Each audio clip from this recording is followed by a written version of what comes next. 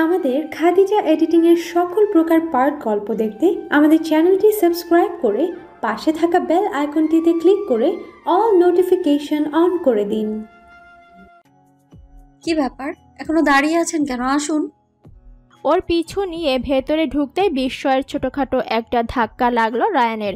এত এত বই থরে থরে সাজানো, কার বই নেই এখানে? দেশি সাহিত্য থেকে শুরু করে পশ্চিমা সাহিত্যের নানান ধাঁচের নানা জনরার বই এখানে আছে। ওই তো বঙ্কিমচন্দ্র, রবি ঠাকুর, শরৎচন্দ্র, নজরুল, বিভূতিভূষণ, ছফা থেকে হুমায়ুন আহমেদ, জাফর ইকবাল, সমরেশ, শীর্ষেন্দু, সুচিত্রা, সুনীলের সাজানো অর্ধেকটা।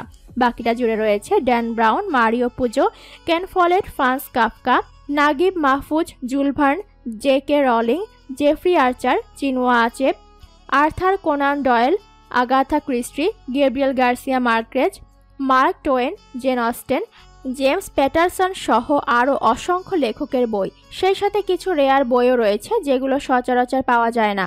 বইগুলো সুন্দর করে সাজিয়ে রাখা, কোথাও গুলো জমে নেই, বোঝাই যায় নিয়মিত পরিচর্যা পায় এরা। কে করে সেটা অজানা নয় রায়ানের। বিষয় চাপতে না পেরে প্রশ্নই করেই ফেলল রায়হান। সব আপনার কালেকশন? বেশিরভাগই আমার। পুরনোগুলো কিছু মায়ের, আর আবার বাবার কিছু, দাদিরও আছে কিছু। সবটা আমি কালেকশনে রেখেছি। কিছুটা থেমে আবার বলল, আপনার যখন খুশি যে বই খুশি নিতে পারেন, তবে পড়া শেষ হলে যেভাবে ছিল সেভাবে গুছিয়ে রাখবেন। বইয়ের অযত্ন আমি একেবারে সহ্য করতে পারি না।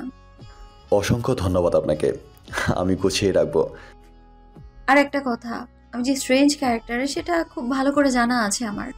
আপনার আমাকে নিয়ে কোনো ধরনের কমপ্লিমেন্ট দিতে হবে না, ভালো মন্দ কোনোটাই না, মনে রাখলেই ভালো হবেন। রায়ান সে কথা কানে তুলল না। এত অল্পের ওপর দিয়ে গেল বলে মনে মনে হাঁপ ছেড়ে বাঁচল। মুখে বলল, অবশ্যই মনে থাকবে। আমার ঘাড়ে একটাই মাথা, সেটা বেঘুরে খোয়ানোর ইচ্ছে একেবারেই নেই। নবনীর জ্বলে ওঠা চোখ অগ্রাহ্য করে বই দেখায় মন দিল ও। এবারের মতো আর পাল্টা উত্তর দিল না ও প্রান্ত থেকে। রায়ান ঘুরে ফিরে দেখতে দেখতে শরৎচন্দ্রের গৃহদাহ বইটা হাতে নিয়ে উল্টে পাল্টে দেখতে লাগলো। নবনী বিস্মিত গলায় বলল, আপনি বাংলা বই পড়েন? মা পড়তো খুব, মায়ের বইয়ের তাক থেকে নিয়ে পড়েছি এক সময়, অনেকদিন যদিও পড়া হয় না। রায়ান বলল ঘোর লাগা দৃষ্টিতে, আন্টি বাংলা বই পড়েন? বাহ, উনি বাঙালি না হয়ে বাংলা বই পড়েন জেনে খুবই ভালো লাগলো আমার। রায়ানের চোখে মুখে লেগে থাকা হাসি মুহূর্তেই মিলিয়ে গেল এক অদ্ভুত অবর্ণনীয় ছাপ পড়ল অবয়বে। এটা কিসের ছাপ? রাগ না কষ্টের? নবনীর বোধগম্য হলো না। রায়ান কেবল অস্ফুট স্বরে বলল, উনি আমার মানন, বাবার দ্বিতীয় স্ত্রী। গলাটা ভীষণ ভাঙা শোনালো। ওর কণ্ঠে কি যে কষ্টের প্রকাশ। কোনো মতে উত্তরটা দিয়ে দ্রুত পায়ে বেরিয়ে গেল রায়ান। আর ওর যাওয়ার পানে তাকিয়ে থাকলো বিস্মিত হতবম্ব নবনী। সেই যে রায়ানের 13তম জন্মদিনেই যত অনর্থের শুরু হয়েছিল, আনলাকি 13, ওর চির সংস্কারবাদী মনটাও এই টার্মটা কেন যেন বিশ্বাস করতে চায়। পাশের রুমে বাবা মায়ের ঠুকাঠুকি রীতিমতো অসহনীয় হয়ে উঠেছিল ওর কাছে। সবে সম্পর্কের মানে বুঝতে শিখেছিল ও। নিজের বাবা মায়ের শীতল সম্পর্কটা তখনই চোখে পড়ে। এখনও স্পষ্ট মনে আছে সেই রাতে নিজের রুমের দরজায় গা এলিয়ে মেঝেতেই বসেছিল সারা রাত। তাদের চিৎকার চেঁচামেচি ওর ভেতরটা কাঁপিয়ে দিচ্ছিল বারবার। তীব্র ভয়ের স্রোত বারবার আছড়ে পড়ছিল ওর কোমলমতি হৃদয়ে। ভেতর থেকে উথলে ওঠা কান্নার দমক কি অদ্ভুত শক্তিতে যে রুখতে পেরেছিল রায়ান এর ঠিক 5 দিন পরেই। বাকিটা আর মনে করতে চায় না ও, এক মুহূর্তের জন্যও না। আজ এত বছর পরেও এতটা পরিণত হয়েও ওই ঘটনা ওকে ভীষণভাবে আলোড়িত করে। ওকে দুমড়ে মুচড়ে গুড়িয়ে দেয়, এক নির্জলা অসহায়তা গ্রাস করে। ডুবে যায় গভীর অতলে। ওর জীবনটাই যে বদলে দিয়েছিল তা। এই যে নিজের তুখোর আড্ডাবাজি হাসি খুশি ইমেজ, এটা কি সত্যিই ও নিজের আয়নায় চোখ রেখে যখন নিজের আসল রূপ দেখে কি যে ভীষণ দম বন্ধ করা অনুভূতি হয় নিজের ভেতরে আর বাইরে, কি অদ্ভুত বৈপরীত্য। Perfect mirror image. মানুষ আয়নায় চোখ রাখলে যেমন উল্টো প্রতিবিম্ব দেখে, ওর ভেতর বাহির ঠিক তেমন। নিজের কাছে নিজে একজন মুখোশ আবৃত মানুষ ছাড়া আর কিছুই নয়। মায়ের পরে একমাত্র ফটোগ্রাফিটাই ওর ভালোবাসা, প্যাশন। সেটাই আঁকড়ে ধরেছে মনে প্রাণে। বারান্দায় দাঁড়িয়ে আকাশের দিকে চোখে চোখ রেখে মনে হলো আজকের আকাশটাও ঠিক ওর মতো, বড্ড ফিকে, বড্ড ধূসর। ওর ভেতরটাও ঠিক একই রকম কৃষ্ণপক্ষের মরা আলোয় ঘেরা। মনের গহীনে যেন চাপা পড়ে আছে কতগুলো কৃষ্ণগহ্বর। দুহাতে মাথা চেপে ধরে চোখ বন্ধ করে নিজেকে সামলে নেবার প্রাণান্তকর চেষ্টা করলো। খুব একটা লাভ হলো না তাতে। সারাদিন কষ্টগুলো বোতলবন্দি করে রাখলেও রাতে ছিপি খুলে ঠিকই দল বেঁধে হুড়োহুড়ি করে বেরিয়ে আসে ওরা। ওর হৃৎপিণ্ডকে খুঁচিয়ে মারে প্রবল পরাক্রমে। কষ্টের সাথে লড়াই শেষে হারা হেরে অসহায় আত্মসমর্পণ করা ছাড়া আর কোনো পথ খোলা থাকে না। মানুষ যে জিনিসটা ভুলতে চায়, ছুঁড়ে ফেলতে চায়, সেটাই কেন যেন বারবার ফিরে আসে। অন্য অনেক কিছু ভুলে গেলেও যেটা ভুলে যাবার সেটাই মনে গেঁথে থাকে। এটাই প্রকৃতির অমোঘ নিয়ম। রায়ানও ভুলতে পারেনি, কেউ ভুলতে পারে না। রায়ান বেরিয়ে যাবার পর মুহূর্তকালের জন্য যেন থমকে গিয়েছিল নবনী। গত দুদিনের দেখা ছেলেটার সাথে আজকের দেখা রায়ানের কোনরূপ সাদৃশ্য পাওয়া যায়নি। সদা হাস্যোজ্জ্বল প্রাণবন্ত একজনকেই দেখে এসেছে গত দুদিন। ওর তীক্ষ্ণ বাক্যবাণে কিছুটা হয়তো ক্ষোভের ছায়া পড়েছিল, কিন্তু আজ সে যেন আমূল বদলে নতুন মানুষে রূপান্তরিত হয়েছে। সৌম্য শুভ্র উদ্ভাসিত হাসি মুখের অসম্ভব সুদর্শন ছেলেটার অবয়বে এক পৃথিবী বিষাদ জমা হয়েছিল যেন। নবনী নিজেই নানাভাবে ওকে কথার তীর ছুঁড়ে গেছে, তাতেও হাসি ম্লান হয়নি ছেলেটার। অথচ আজ নবনী নিজের রুমে গিয়ে দেয়ালে ঝুলানো ঘড়িতে চোখ রেখে দেখল 12টা বেজে 23 মিনিট। বাবার কাছ থেকে রায়ানের ব্যাপারটা জানতে হবে। হঠাৎই কৌতূহল বোধ করছে নবনী, তীব্র কৌতূহল। শুয়ে শুয়ে সকালের অপেক্ষা করতে লাগলো। ঘুম আর এলো না। পুরো রাত কেটে গেল এপাশ ওপাশ করেই। সকাল সকাল রায়ানের অবয়বে কষ্টের কোনো ছাপ দেখা গেল না। স্বভাব সুলভ হাসি মুখে সবার সাথে ভীষণ স্বাভাবিকভাবে কথাবার্তা চালিয়ে গেল। খাবার টেবিলেও একেবারে সহজাত আচরণ থাকলেও চোখের হাসিটা আজ দেখা যায়নি। নবনী আগেই খেয়াল করেছিল রায়ানের হাসি অসম্ভব সুন্দর। ছেলেটার হাসির বিশেষত্ব হচ্ছে মুখের হাসি চোখেও প্রবলভাবে ধরা পড়ে, কিন্তু আজ তা অনুপস্থিত। সকালে নাস্তা সেরে পার্কের মেয়েটির সন্ধানে বেরিয়ে পড়ল রায়ান, আর নবনী গেল ওর বাবার কাছে নিজের কৌতূহল মেটাতে। বাবার ঘরে ঢুকতেই দেখলো তিনি পান চিবোচ্ছেন। জর্দার গন্ধ নাকে তীব্রভাবে ধাক্কা দিল, আর ও রেগে গেল ভীষণ। আফজাল সাহেবও মেয়েকে দেখে হকচকিয়ে গেলেন। এই সময় নবনী এই রুমে আসেই না বলা যায়, তাই মনের আনন্দে নিশ্চিন্তে জর্দা দেওয়া পান চিবুচ্ছিলেন। ছোট বাচ্চারা কোনো দুষ্টুমি করে বড়দের কাছে ধরা পড়ে গেলে যেমন করে হাসে, তিনিও নবনীর দিকে তাকিয়ে সেই হাসিটাই দিলেন, আর মনে মনে কথা গুছিয়ে নিতে থাকলেন।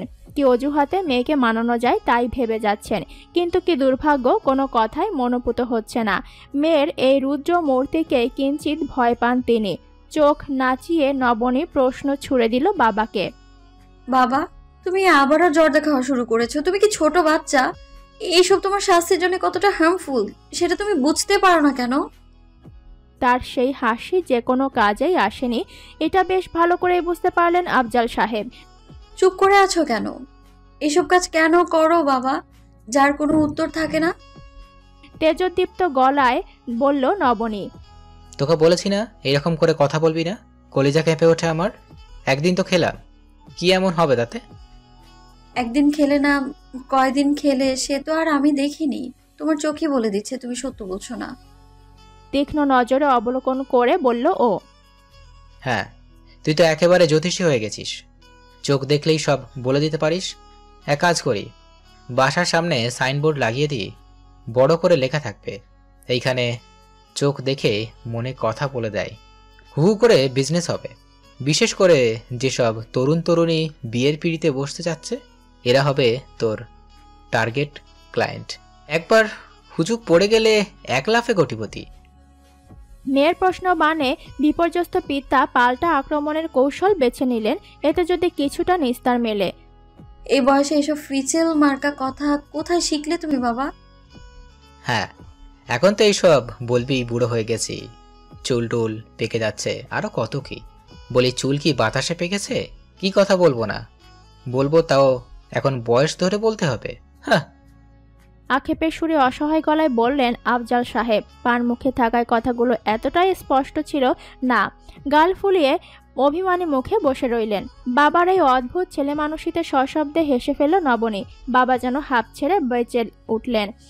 যাক, বিপদ কাটল তবে। সহসা হাসি থামিয়ে নবনী বলল, হেসেছি বলে ভেবো না ভুলে গেছি। আমি এখন থেকে প্রত্যেক দিন খেয়াল রাখবো। সে না হয় রাখলি, এখন বল, এই সময় তোকে এখানে দেখি না কখনো, আজ হঠাৎ কি মনে করে? বাবার প্রশ্নে এখানে আসার হেতু মনে পড়ল। একটা কথা জানতে এলাম। কিছুটা ইতস্তত করে বলে ফেলল। রায়ানের নিজের মা কি ওদের সাথেই থাকেন নাকি ডিভোর্স হয়ে গিয়েছিল?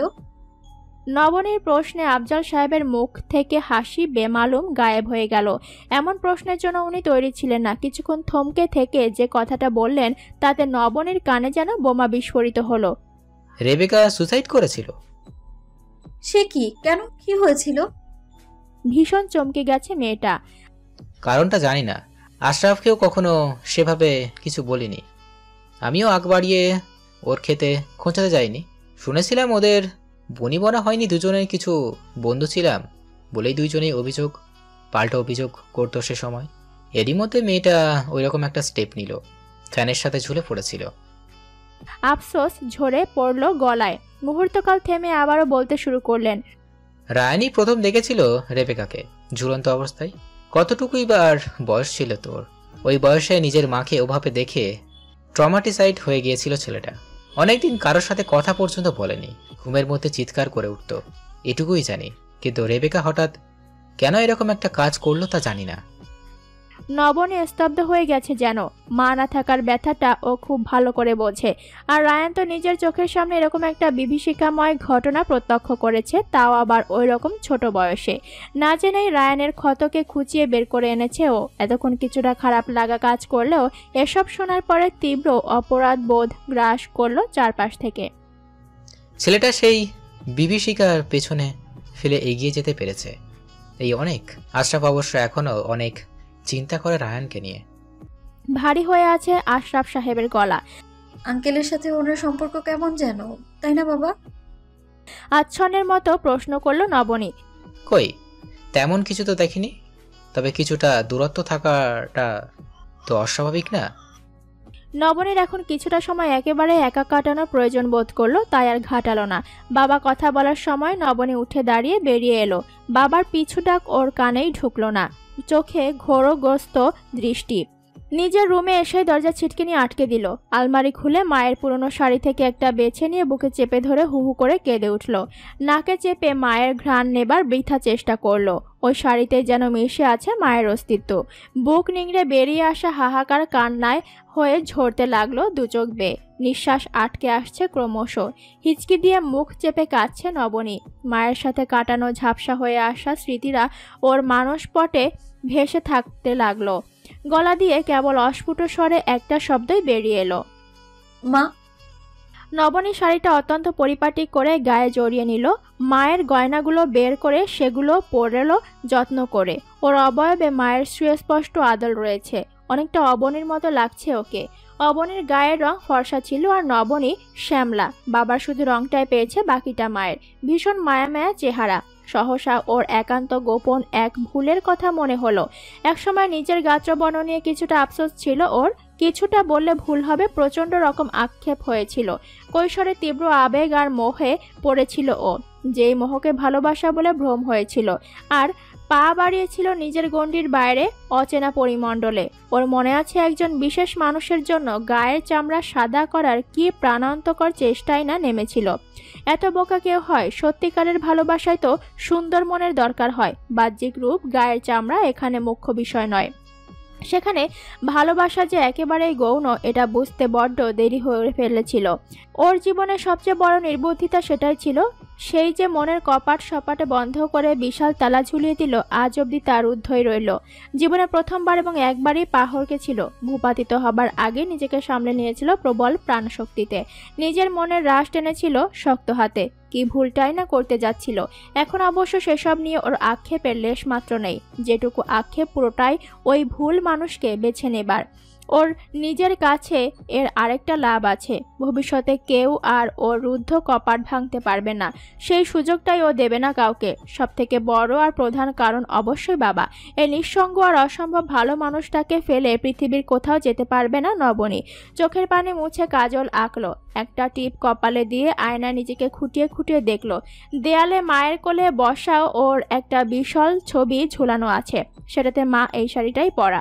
ওকে কোলে নিয়ে গালের সাথে গাল লাগিয়ে হাসি মুখে তাকিয়ে আছেন, কি ভীষণ জীবন্ত সেই হাসি, অবয়বে কি যে পরিতৃপ্তির ছাপ। পাশে বাবা বসে আছেন ওদের দিকে তাকিয়ে। ওর 2 বছরের জন্মদিনে ছবিটা তোলা হয়েছিল, ছবিতে তার মুখে উচ্ছ্বসিত হাসি, সবটা মিলিয়ে এক ছিমছাম সুখী পরিবার। হঠাৎ টেলিফোন গর্জে ওঠায় সেভাবে বেরিয়ে এলো দরজা খুলে। ফোন ধরতেই বুঝতে পারলো আশরাফ সাহেব ফোন করেছেন, রায়ানের বাবা।